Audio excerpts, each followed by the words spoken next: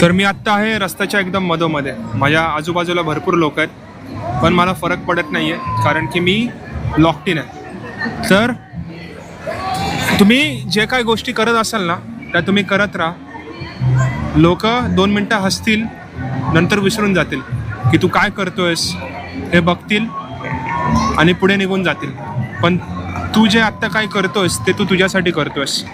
लोक इथे सल्ले द्यायला भरपूर आहेत, पण खरा सल्ला देणारा तू स्वतः आहे. मोटिवेट तू खूप लोकांकडनं होऊ शकतो, पण सेल्फ मोटिवेटेड होणं खूप महत्त्वाचं आहे. तर सेल्फ मोटिवेट व्हा.